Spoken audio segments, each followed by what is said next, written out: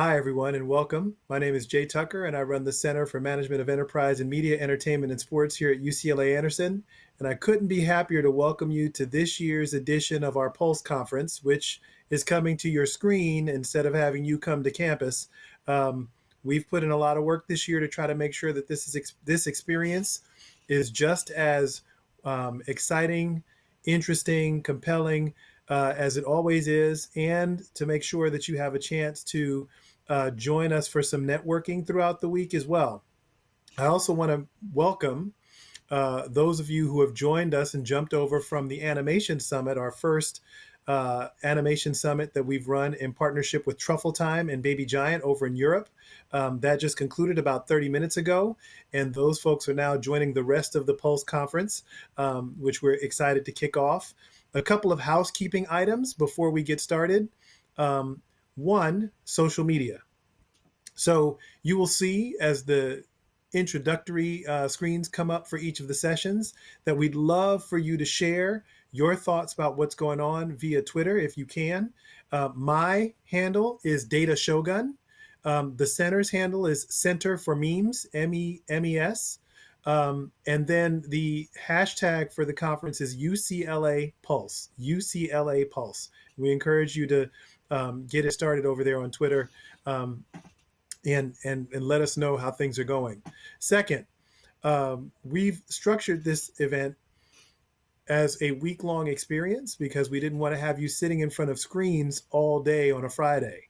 So you'll see that we have things scheduled pretty much during this lunch hour every day. But in addition to that, we have some folks over in Europe who are going to be presenting to you in the early morning tomorrow.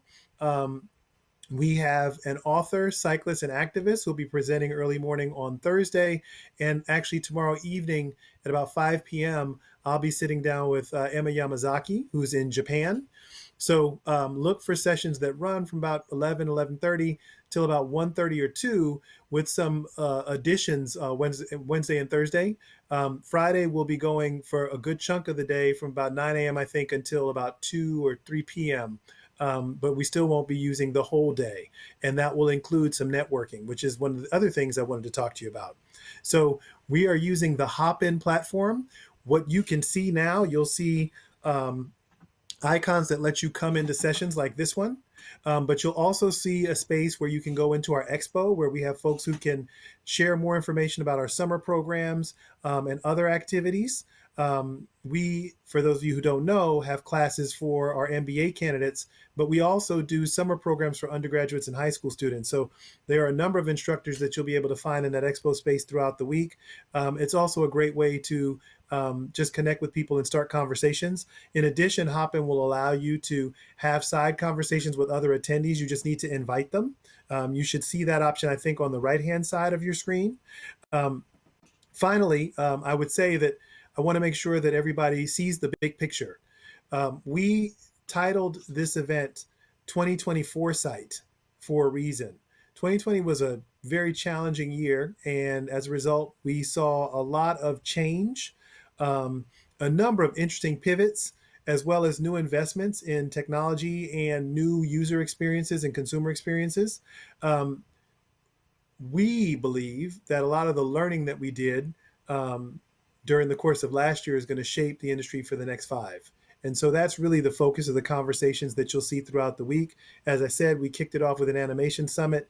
In a minute, I'm going to be talking to one of the smartest people in the entertainment, branding, and marketing space that you'll find, Bonin Bough, so that we can talk about Triller, but also about this intersection of tech, media, brands, and audiences, and where we think all that's headed. Later in the day, we're going to talk more about that intersection as well with a great panel that'll be led by Britt Schneider of Complex. And we'll have research insights from Cheryl Adele, who's over at Netflix now, but was the chief research officer at Warner Media, held senior positions at Nielsen, and knows audience measurement like the back of her hand. Later in the week, we're going to spend Wednesday pretty much focused on sports. And so for those of you who are willing to get up early in the morning, you'll get a chance to hear from David Delia, who happens to be an Anderson alum, who runs the sports practice for PwC, and he'll be on with international sports leaders from the European Club Association, FIBA, FIFA. It should be a great time there. And then the next day, we'll try to focus on really how we reach multicultural audiences and the evolving experiences for people in the business coming from different backgrounds. So we'll be talking about Latin music, we'll be talking about diversity and inclusion, and a lot more, women, etc. And then Friday is our day where we give out our awards. So for those of you who hadn't heard up until this point, this year's Game Changer Award recipient will be the WNBA's Players Association, the WNBPA. We're honored and excited to have them with us on Friday. They did so much incredible work related to the movement for Black lives and social justice, taking on COVID and all the other effects of COVID head on, managing to have a great season and showing leadership in class throughout the way. So we're really happy and excited to honor the players. We'll also announce the winners of our annual case competition, which we host in partnership with Paramount Pictures. This year's competition is going to be stretched out over a couple of days, but they'll be wrapping up final presentations. Judges will be making their decisions Friday morning. So Friday afternoon, we'll make that announcement as well. And then Friday, we'll also have a split session where for students, they'll have a chance to learn more about careers in entertainment. And for the industry professionals, we'll get into a much deeper conversation about diversity in media and business. So it should be a jam-packed week full of really compelling sessions. And we encourage you, as I said before, use social media, the chat functions and so on to let us know how we're doing.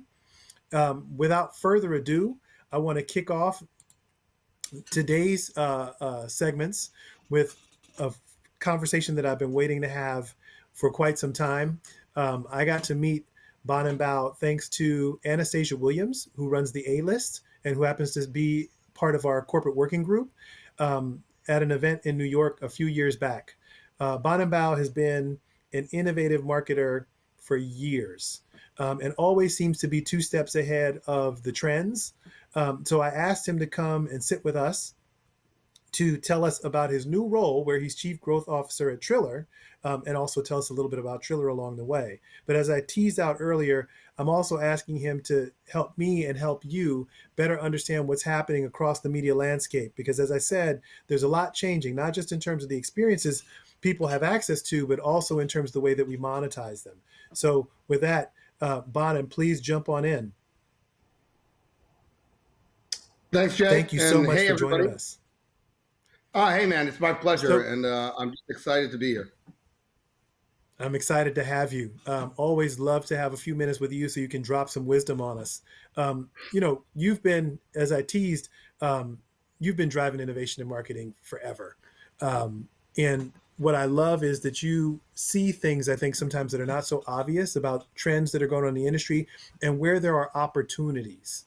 Can you just talk a little bit about the opportunity that you saw in Triller?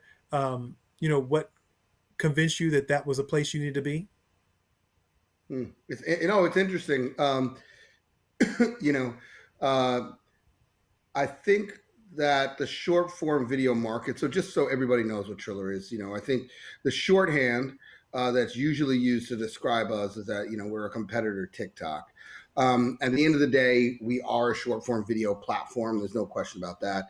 But we see ourselves, and by the way, we see ourselves actually just much greater than that. So at the end of the day, not only do we believe that we create culture, but more importantly, we are where culture comes to break.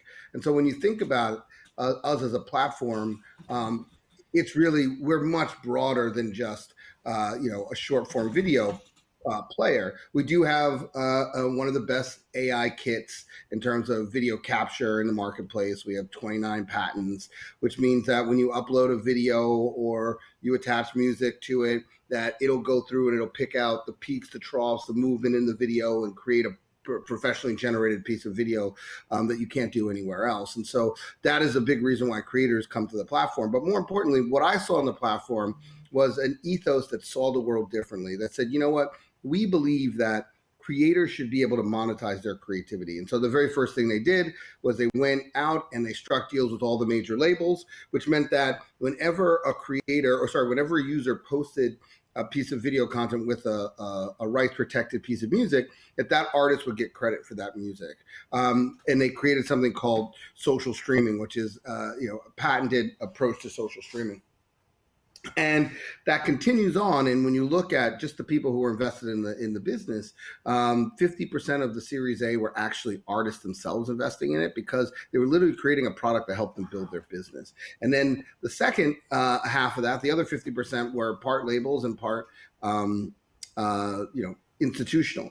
The other piece that I find, which is more interesting than anything, where I think the world doesn't really see where the convergence is about to occur, is that we don't see ourselves, again, as a short form video platform. We see ourselves more like the MTV of this generation. We are trying to build a brand that remains irreverent, unapologetic, a brand that brands want to stand next to, a brand that creates things inside of culture.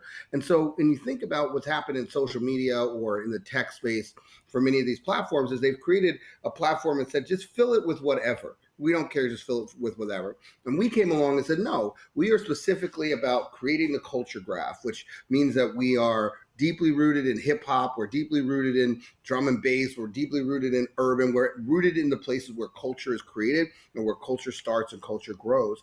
And we're very clear that that's who we are. And we've actually created a brand in the marketplace, which is rare, to the point where if you really think about the other platforms, I don't really know who they are, what they stand for. For us, anytime I wear a piece of Triller merch, which I guess I should have thrown on, I'm looking at my Triller hoodie right now, I get stopped and people actually try to buy the merch off of our back. I mean, we've created something that actually means something in the world, something that somebody, Mark Echo told me that the mark of a great brand is when somebody would tattoo it on their arm. Like, we are creating a brand that users identify with.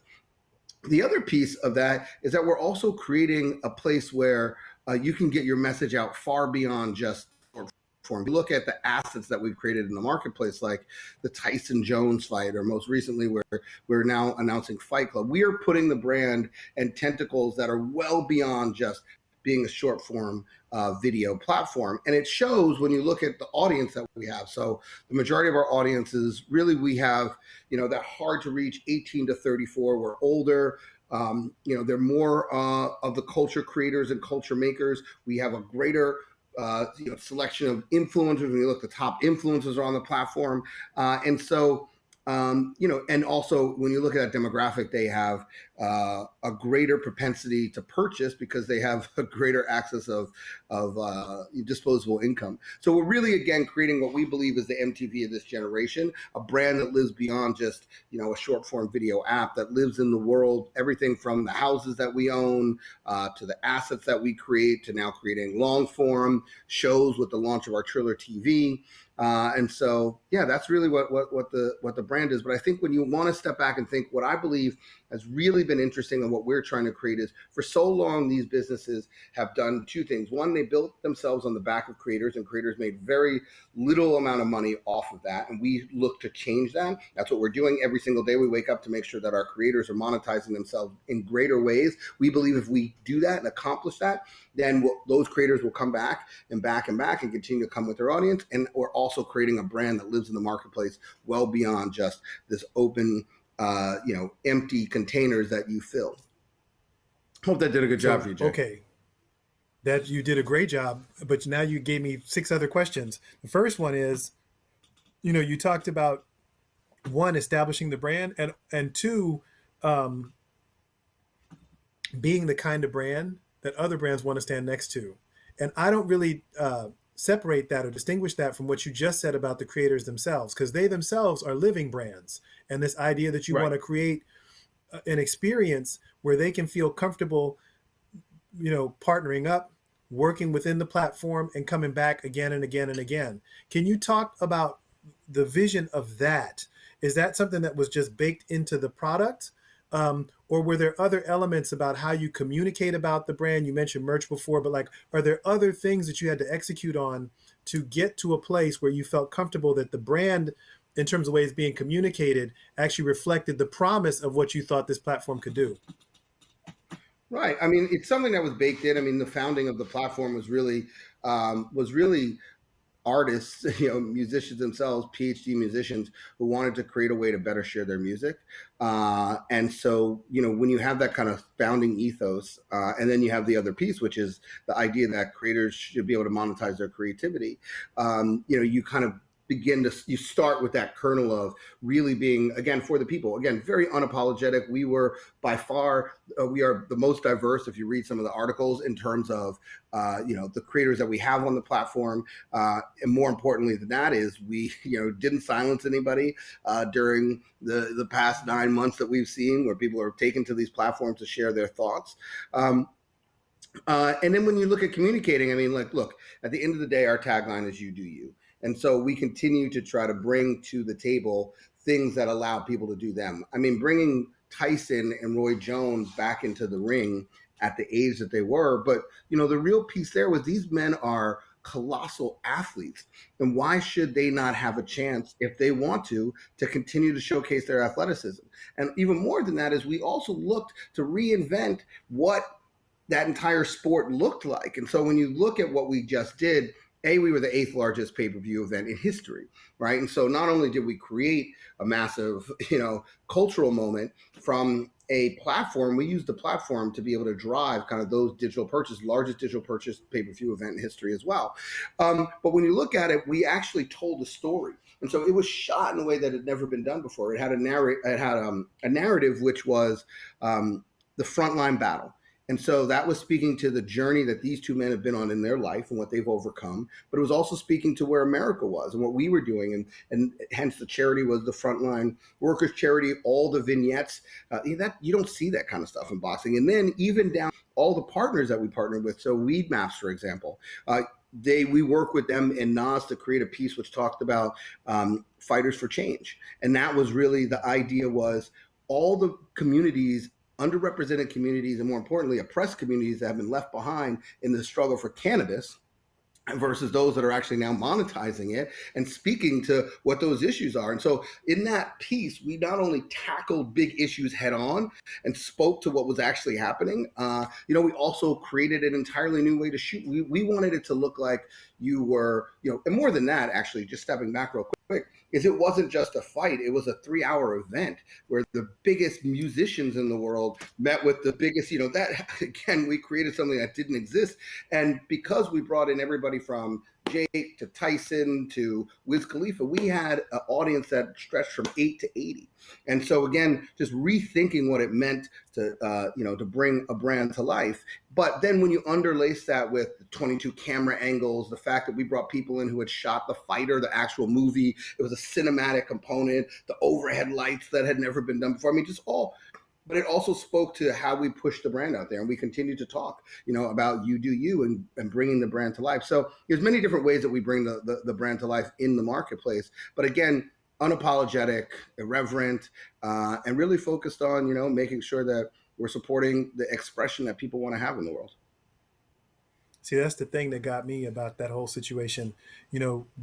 Yes, irreverent in the sense that you're saying, well, look, we're taking these two legends, right? Kind of in the traditional sense, right? Legends is in this, their time has passed, and we're still going to elevate them and showcase them and let them shine. But we're not just going to, there's a difference between being irreverent and being careless, right? Right. You took that experience and turned it into something really magical, because there was a certain amount of care and attention paid to how are we going to cultivate this time that we have them and we have this audience, right? And from the lighting to the shooting to all the other things that went around it, it seemed like, you guys went all in. And that's the thing. Like I keep hearing you say irreverent, but you handled that opportunity with a certain reverence, right? Fair Not enough. necessarily, reverence to to cultural mores, but reverence to the creators and the athletes and the talent that was at the center of the experience. Right. And, I think, for me, it's really, we are, continuing to push cultural boundaries. And I think that that's kind of where it is. But to your point, we cared that they had a chance to be on the stage that they deserved. We also cared that we were bringing a story and a moment to, we moved it to right after Thanksgiving. Look at what we were coming off the back of, and we really wanted that to be a moment where people could connect, and that it wasn't about a fight, but it was about a celebration, And I think, to your point, it's a balancing act to get that done, and it's a lot of work. But I think at the end of the day, it paid off. But it also brings the brand out to the world and showcases how we do care. But I think you go back, that's really the piece, is that we care about the people who are building the content on our platform. And again, so many have built businesses on the back of those that have not benefited from it. And we are really trying to figure out, how do we continue to bring that ethos, and how do we bring tools, different approaches. For instance, we created Cross-Hype, which allows influencers to actually, for influencers to sell themselves as if they were predictable media. So creating new models for them to monetize themselves on.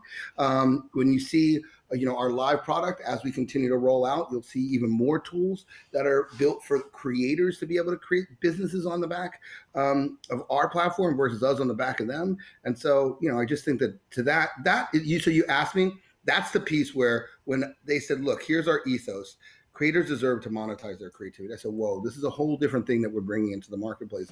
That piece, and the fact that we're actually creating a brand and not just a platform, to me, that is where, and what I've always looked at is that a lot of the tech companies, they don't understand, because they haven't grown up in mature markets, right? So it's kind of a first mover advantage tends to give them a huge pop, right? But at the end of the day, like, if I launch a new cookie, you know who I'm going up against? I'm going up against Oreo. So I can't just launch a functional product. I actually have to create a brand, a story, a reason to believe. But if I do accomplish that, then you end up being around for 102 years. So it's not just, hey, what's the next functionality or feature set, and everybody's leaving. No, I actually believe in this brand. I support this brand. I want to be associated with this brand in all different types of iterations. And that's just a different viewpoint than the tech world has today, to be quite frank. Now, see, so there's a lot there too. Um, my working theory is that when we see massive external, events that kind of change, and disrupt our daily living routines and businesses and industries and so forth, you often see the acceleration of trends that were already underway, right? And certainly we had moved to more personalized entertainment experiences, virtualization, streaming, and so on. But what you're doing with Triller is like that with, a case of Red Bull. And, I would love for you to talk a little bit more, just generally, kind of, again, as a marketer. We've had this situation where brands used tech and experiences, entertainment, and everything to reach consumers. And then ad blocking, subscription services, all this other stuff kind of disrupted that whole situation. And what you're pulling together now is this new way for brands to engage with audiences. And I'm wondering if you can just talk a little bit about, just taking a step back, how we should be thinking about this time, and kind of what changes do we see underway for brands that we think are going to be around for a while? Yeah, I think that I think there's something else, though, that I think there's another piece right before I go into that, is people care, right? So one of the things that we saw come out of this is that we become a lot more emotional and a lot more attuned to the actions of others, including brands, into the world. And I think we're going to continue to see that. Look, this time for me, I actually miss early COVID, because at some level, minus the fallout on the economy and those pieces. So, and feel deeply sorry for those that have been, disrupted. I know what it's like. We have businesses that have folded in those pieces. But from a human level, there was something uniquely interesting about, for the first time in a long time, we all felt like a human species, one species. It didn't matter. Ultimately in the long run, we see the socioeconomic and those things. But at the end of the day, in that very beginning moment, we were all up against something which we had no control over. And I felt like it brought us closer together. I know that for myself and many others that I've talked to, we call people we hadn't talked to in years just to say, hey, brother, are you okay, man? And I think there was a connection of humanity. Now, we then moved into Black Lives Matter, and kind of in America, we were dealing with president and those kind of pieces, and that we kind of forgot a lot of that. But when you see stuff like the map over China and you see the dissipation of pollution, you begin to realize that we are truly a global species, minus all of our differences. And I feel like, though, what's come out of these last 9 months, and they've been massively emotional for, I think, everybody, definitely for me, has been a greater realization that our behaviors matter, and we should associate ourselves with people whose behaviors we believe are in line with us. And so that, to me, is kind of where we're starting from a Triller perspective, which is, how do we make sure that we are the brand that that the world can believe in, right? Or that creators can believe in. And so that, to me, is something vastly different than being a platform, right? And that's where I think the mindset shift is we don't see ourselves as a platform, right? We are an ecosystem. We are a brand. We're just a little bit bigger than that. But to your point, to take Triller off the table, I think that one of the biggest pieces that have changed as a result of what we've gone through from a consumption behavior is that, so many of the behaviors that we saw coming were accelerated. E-commerce, done. That's like here to stay, no matter how old you are. And so many organizations were slow to move, and they got destroyed by it, or they missed a lot of opportunity to kind of just keep business going. And so I don't think they'll ever make that mistake again. I think one-to-one personalized communication, that's here to stay. But the other thing I think that's interesting is we're seeing, you talked about ad blocking and those pieces, we're seeing a whole nother wave, which is around privacy, right? So during this time period, the more usage, the more contemplation of where our usage is being used. And so I think that we're also going to see a huge push, and you saw Apple's message. And I thought something that Apple said, which was interesting more than anything else, is he said, in Cook's piece, he said that there was a time when data didn't dictate the messages that you share with consumers, but that content and content and moment dictated. And what does that world look like? And I think there's something interesting there, because in many respects, what they're pushing towards is a sway back to an emotional connection with consumers. If you can build an emotional connection versus just a functional connection, which is kind of what we were talking about in general, and you're seeing that anyway, DTC brands, if you want to take any real look, the moment they start getting past, 10, 20, 30,000 customers, all of a sudden they're shifting out of Instagram advertising and they're moving into bigger platforms like television. Now they have a different type of measurement scheme to it, but they're also now having to learn how to become real brands, how to have emotional connection. So I think that, again, going back to my initial state, is that emotional connection piece is what we're going to see more of moving forward. All right. So when we talk about generating that emotional connection, you're talking about people moving out of these digital channels and moving back into more traditional channels to tell that story. No, I think it's not. I don't necessarily think it's that. I think it's just creating messages and brands that are more driven on emotion and less driven on numbers. Yeah. And the pendulum is kind of swinging back a little bit. Right. And I think that, one of the things that we don't talk about enough is that basically every brand is a storyteller, right? If they're not in that storytelling business, if they're not building an emotional connection, they're not really a brand, right? And I wonder, in this moment, with so many new experiences and new platforms for communication, how easy it is. You were talking about, belief in a brand and stuff like that, being around for 100 years. Well, how does the modern user, modern consumer discover those brands? Yeah. I mean, well, first, I'm just going to just go back to one thing, because, there is, I'll never forget. First of all, you hear it all the time. So many people say, look, I don't want to win awards, right? I don't want to win creative awards. I want to sell Right. products, right? Right. They always, that's, I want to sell products.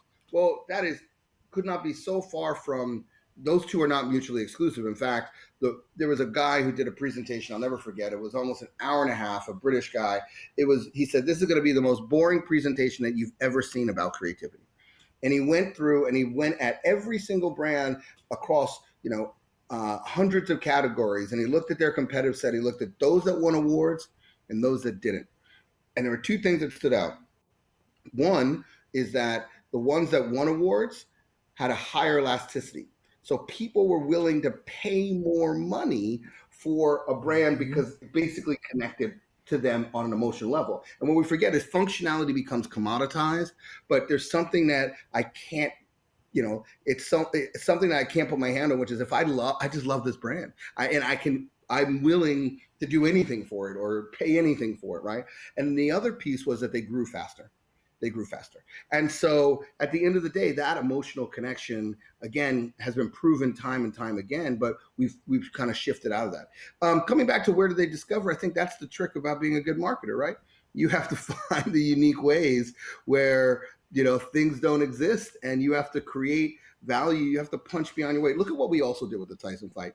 And if you go back, if you look at the leadership of the Triller and what I've done in the past, we stepped back and said, okay, what's the single biggest advertisement that we could have right now? Well, that would be the 8th largest pay-per-view, right, event in the world, like as a brand advertiser. Now, how can we do that without having to pay for that advertisement? Well, guess what? We get people to pay us to basically watch our ad. Right. So people basically watched a Triller advertisement for 3 hours. We made 3x what we paid, or 4x what we paid for it. Right. And on top of that, we also sold it to other brands who then sponsored alongside us. So for all intents and purposes, we got paid for creating an emotional connection and an advertisement. So we know, what's crazy, that what people don't realize is that we wake up every day, and in many respects, forget about who you say our competitive set is. In that competitive set is the largest company in the world. And then below those are all really big guys, right? Like really big guys. And we figured out a way to be a part of the conversation, not just with the consumers, but in the consumer ethos, not just from the people who use it, but from the world. And we figured out how to do that. And that's the trick and the beauty of marketing, is that you have to figure out, how do you create those disruptive moments that allow you to punch above your weight? Love it. All right. So I neglected to mention before we started this conversation that those of you who are participating today can, in fact, ask your own questions. We're at the bottom of the hour when I normally would be looking for your questions, but since I didn't tell you how, I'm going to do that now and ask Bonin a couple of questions while you contribute. If you look in your Hopin interface, you'll see that you can ask questions via Slido. I'm monitoring that feed. So you can use the Slido code number for this conference. Just type in a question, or if you see other questions that you like, you can vote them up. As we go, I will incorporate them into the conversation. Now, with that, I did want to make sure that we talked a little bit about, this kind of global market, this global audience. One of the things that strikes me about the work that you've done, you're so sensitive to representing and elevating the culture, right? But globally, we've got countless cultures and subcultures and really interesting niches of humans doing really cool stuff. And I'm wondering, if looking at the new reality, which is we can reach any of those people at any time, if that changes your thinking around the stories you tell, how you tell them, where you tell them, what you highlight, right? Does the fact that we're now in this kind of large global market change your approach at all? I mean, it all depends on what you're trying to accomplish. So just so you know, I've always worked around the world. So my whole life has been in global roles, ever since the 2 global digital agencies, and then PepsiCo and Mondelez. And I lived in India, I lived in China, I lived in Brazil, I've lived in London, and I spent countless times in every market around the world. I spent times in, and I am a voracious, just consumer of local culture. Like, I care so much about understanding that local consumer, understanding the culture that drives them, trying to be as much of a part of it, as I can. Sometimes I can, stomach the foods. Sometimes I can, wear the clothing. And I think that there's two pieces there. One, I think that the localization. So again, this is the last time I'm going to talk about Triller, but we are the number one in India. And I know people are like, oh, certain platform got kicked out. That's fair, but we were already, number one on the continent. We flipped back and forth in, culture-driven markets like France, UK, Spain, Germany. We're a machine in Latin America. We're a monster in other parts of Asia. But those are all places where, we focus on the cultures that match up the culture that we're focused on. I think that localization is what gives you, again, really highlighting that culture and shining a light on that culture, bringing that culture to life on a local level, and realizing that even though you're a global platform or a global brand, you also have local responsibilities, and having localized teams and teams that really understand that. And we've done that very quickly for the size in terms of, the time frame we've been around. But the other piece to that is that we also forget of how many people in those markets want to see what's happening on a global level and on a global market. So I think that, it's finding that right balance, which is but more than that is, I think the other piece there is that what I like travel. So there's people who think like me in other places, and I'm more connected by what we call like a culture graph than I am connected by a demographic anymore or a geographic anymore. And so that is, there's all those connective pieces. And that's what's so beautiful about the digital world, is that I can find other people like me everywhere in the world that think or, have a similar interest to myself. And so I think it's really connecting to people on a local level, but also, on a culture graph kind of level. But we're so used to demographics. Like, look, I fought against demographics for so long, because I said, look, at the end of the day, I could be a 21-year-old, Asian American surfer on the West Coast that is going to think totally different than a 21 Asian American, who runs his father's business in New York. And so to think that those are exactly that demographic is the driver of message that every 18-year-old thinks the same is nuts, right? So finding those cultural things that tie them together, that is really what the future of, communication really, revolves around. So we got a question from Luca Rovinalti, who's asking about video platforms. And I would say that, to kind of paraphrase his question, we're in a multi-platform world for sure. And, you mentioned earlier this idea that we've seen some things that have come now, some trends that have come and are now here to stay, right? With respect to these really compelling experiences that are popping up, with new platforms, new companies, new brands, and so on, do we see that wave as something that's potentially going to replace television or other more traditional platforms, or displace, maybe not replace, but displace them to some degree? Look, man, I've been in this digital game for a long time, and then when I moved over to Mondelez, I ran, I ran all media. So I had TV. We were the seventh largest media buyer in the world, and that was the first time I'd ever bought television. Television, it is extremely resilient. Let's put it that way. So when you look, TV consumption, had a spike too during this last time period. So I don't necessarily ever believe that there's a replacement. I believe that there's augmentation. So when I shifted us from 3% spending in digital to 32% spending, we really just balanced out consumption. And as a result of that, we're able to add $2 billion to the top line, $300 million to the bottom line. But it was just balancing out where consumers are. So I think what happens is we get so stuck on wanting to ask the question of, is it this versus that? And it's not. It's never that, right? So at the end of the day, what it is based on who I'm trying to reach or what I'm trying to accomplish, what percentage should I be spending here and what should I be investing there. But most companies are so set in kind of their approach that when new things come out, they can't really respond fast enough. So that's what gets them in trouble, which is they don't even attempt to try it. What they don't realize is that whether it's a failure or not, um, and this is one thing I'm sure the audience knows Gary Vee, right? So I won't give him credit for anything, although I've been friends. I was his first client when he had 12 people. So, and I believe I'm his largest client in history.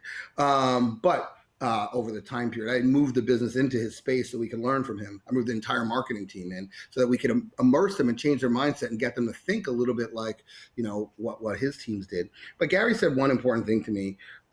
He said, I don't care. And we were working on Vine and we were moving to Vine early. He said, I don't care whether a platform wins or loses. He says, at the end of the day, I can create disproportionate amount of value by being there first.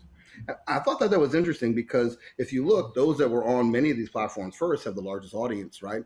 Now, some are going to fail, but brands and organizations struggle with that. They want to know, is it going to be successful? Well, unfortunately, if I de-risk it for you, then you get none of the reward. And so you have to be willing to take the risk to figure it out, which means that you have to be nimble enough to move fast enough. So to answer the question directly, I don't believe that it's a replacement, but it's definitely taking consumer eyeball time. And so that means that, we have to pay attention to it. So, and you've now raised another question around execution risk, right? So we have the risk of missing out on something and being too late to the platform. But there's also,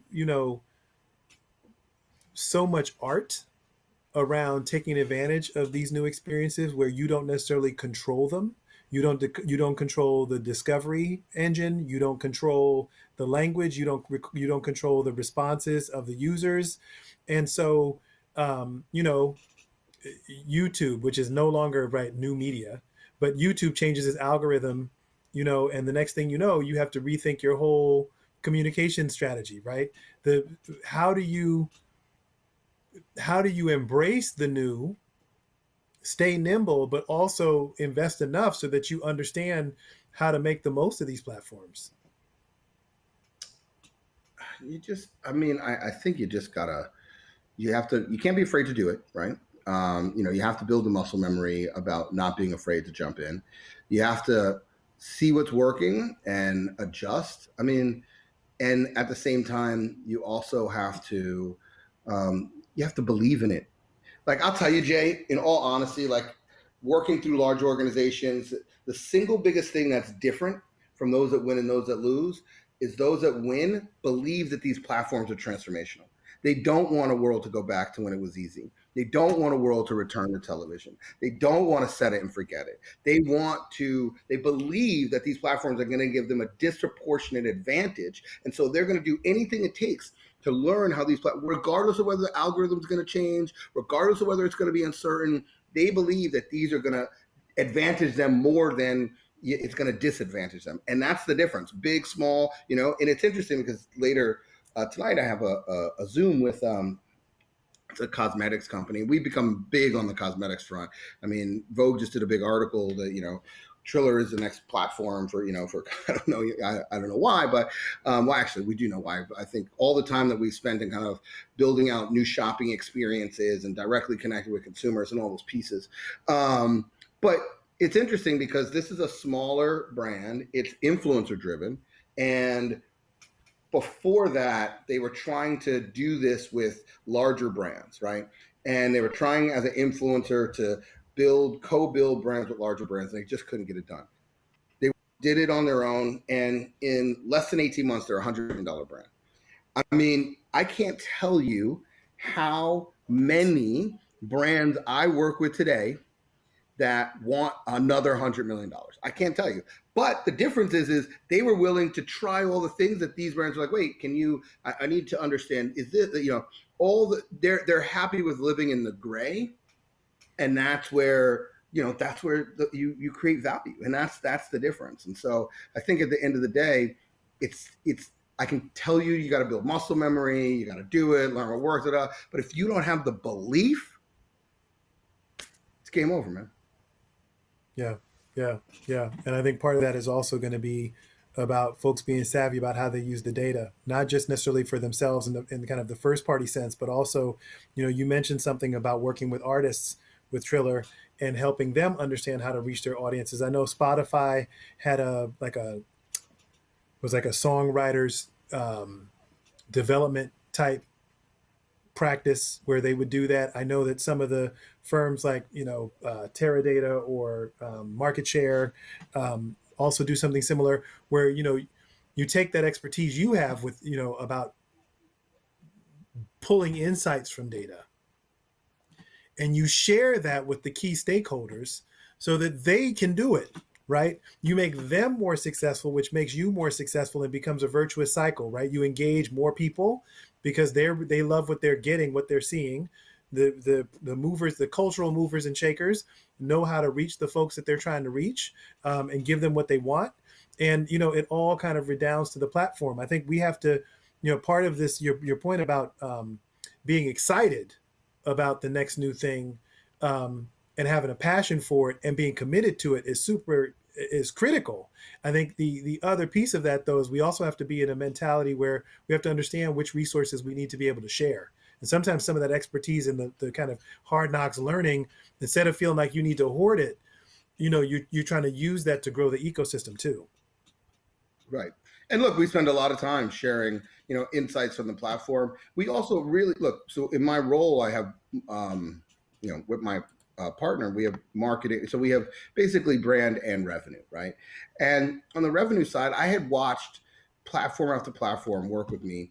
And one of the things that until they got much more mature, they didn't really have like brand strategy folks. They didn't treat it like an agency would treat it. And so we come to the table and we built out as part of our ad sales group, really our brand partnerships group. We built out brand strategy from the beginning. So when we go to the table for a client, we're showcasing creative ideas. We're putting in front of them concepts where, it's literally everything from licensing to artists to production to literally everything. But we're bringing to life concepts and ideas that we've gone across the organization. We found out things that either creators are trying to do, what's working, what we think will work, where we see, our platform growing, what authentically is bubbling up. And we're bringing all of that knowledge. And that's why we've been so successful with all the programs we've run, because we literally, we're treating it, like we are an agency that's creating concepts on behalf of our partners for our platform. And I think that the other platforms are really just driving an ad sales approach, is buy.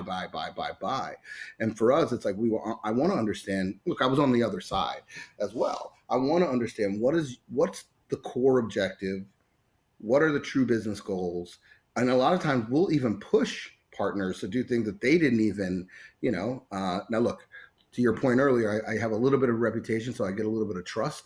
But sometimes they're nervous. Right. No, I understand. All right. I think we have 2 minutes before we have to wrap. And I did want to ask you if you could, we have a bunch of MBA students interested in careers in entertainment, media. We have a huge marketing club here at Anderson. At the end of the week, we're going to have a speed mentoring session where hopefully we'll have some folks who are participating now, dispensing some 6-minute bites of wisdom with those students. But before we let you go, you've said a lot about how we need to kind of embrace the new stuff. Given all the change that we're seeing, is there any advice you would give to aspiring marketers around skills they should cultivate, or trends or technologies that they should be following? I mean, I think that, so it's interesting. First of all, I love what you guys do. And so I just want to say, Jay, thank you for having me. And, all the students that have already decided to go to UCLA are already, they've already made a step in the right direction. So congratulations for everybody there. I think at the end of the day, when I think about, my career and what served me the best, everybody are different learners.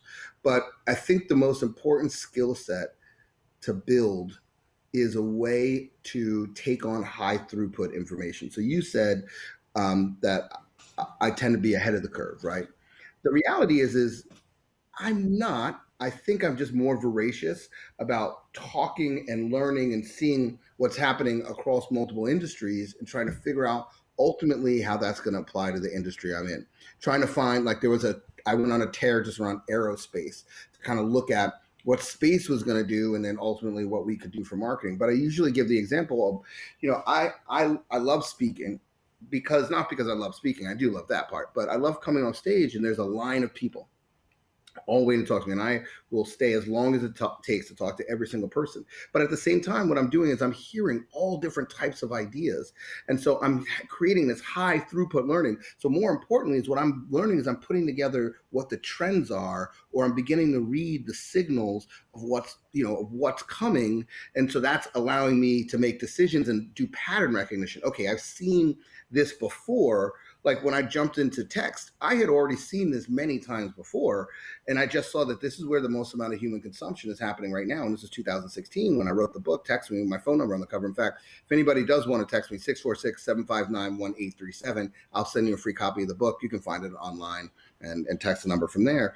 But I have, it was pattern recognition. So that, I think, is the hardest thing, is how do you create those funnels? Everybody's different learners, but those ways to capture a ton of information. Like, everybody said, oh, you did the 3D printed Oreo. How did you see that? Well, 3D printing, I had been watching 3D printing. It's just nobody had really done it in food. And we were definitely early for food. And we had to create stuff that didn't really exist. But we were watching, kind of pattern recognition and signals. And I think that that's the hardest skill set to build. And then to feel confident enough in your ability to just action early. And you're not going to win all of them, right? And I call it almost like whack-a-mole, right? Like, I got to put a lot of innovation into the marketplace. First of all, a lot of them people want to smack down and kill, or they'll just get killed naturally. And then some bubble up. And so I think that that's the hardest. The other piece, the skill set I would also say, is for those that are going to work in larger organizations or even go into existing organizations, and there's a different skill set for those that are going to start, is that sometimes people want alignment. So everybody's like, we want to get the whole organization to believe in my ideas. Sometimes it's not about that. Like, I tell people, I don't need the whole organization, because you can barely get a family to agree where to sit at Thanksgiving. I just need the 5 or 6 people who are going to walk barefoot with me, and eventually it's going to become a religion, right? And so you also, I think, those two things, pattern recognition, high throughput, and then also realizing that a small team can get stuff done, and you don't necessarily have to be clouded by, trying to move, and you don't have to move a boulder all the time. Awesome. There's a lot more. I love the career discussion. I could talk about careers that's I love that. I used to run a thing called Brand U, where it was a talent accelerator. So this is like where my heart and passion is, my real heart. And we will let you talk about careers anytime you want to. Thank you so much for joining us for this conversation. There's so much more we could get into. This was the perfect kickoff to this experience, though, Bonin. Thank you. We really appreciate you, man. Oh, Jay, thank you so much. And thank you for everybody out there who spent the last hour with us. And so I just, I'd love to come back, and hopefully you'll even have me back.